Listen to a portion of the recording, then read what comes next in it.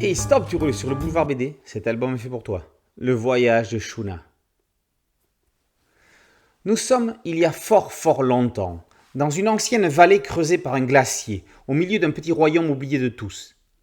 Dans la vie, certains naissent indigents et le restent jusqu'à la fin de leur jour. D'autres voient le jour avec une cuillère d'argent dans la bouche et n'ont plus qu'à cueillir ce qui leur parvient tout cuit. Shuna aurait pu être de ceux-là, car il est né prince. Rien ne le destinait à accomplir quelconque exploit. Pourtant, face à la famine de son peuple, n'arrivant plus à cultiver correctement sur une terre stérile, il va bien devoir prendre le taureau par les cornes, ou plutôt son fidèle Yakuru par les bois. Quand un étranger mourant va lui parler de graines vivantes entourées d'une cosse blonde et brillante, le prince héritier va décider de partir à leur recherche. Shuna est un prince ordinaire, mais investi du poids de sa fonction. Il se sent obligé d'agir. Il ne part pas pour une aventure héroïque, il part pour une mission vitale. Il ne cherche pas à être plus fort que les autres, il cherche à subvenir aux besoins basiques des siens. Quand Shuna se bat, c'est pour éviter d'être enlevé par des goules mangeuses d'hommes. Quand il tue, c'est pour se nourrir. Quand, en ville, il rencontre Théa et sa petite sœur, esclaves enchaînés, Shuna manque de les échanger contre son vieux fusil.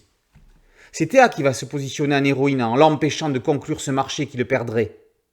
Shuna n'a pas d'autre choix que de partir en les laissant à leur triste sort. Et il pleure. Dans son image, le héros ne pleure pas. Peut-être est-ce là un aveu de faiblesse ? Ou peut-être pas. On va assister alors à une métamorphose. Shuna va se comporter en héros classique lorsqu'il va délivrer les deux sœurs vendues en marchand. Il va le rester lorsqu'il va abandonner sa monture aux deux filles puis retenir leurs poursuivants. Quand l'aventure va prendre un tournant fantastique, il redevient héros ordinaire, si ordinaire, témoin du lecteur. Il observe une nature luxuriante, des animaux improbables, des géants verdâtres semant des graines dorées avec leur bouche. Certainement celles qu'il cherche. En quelques heures, des champs entiers avaient poussé. C'est en arrachant un épi qu'il va provoquer le chaos et transformer encore une fois son statut de héros ou de non-héros. Car un héros, qu'aurait-il fait ?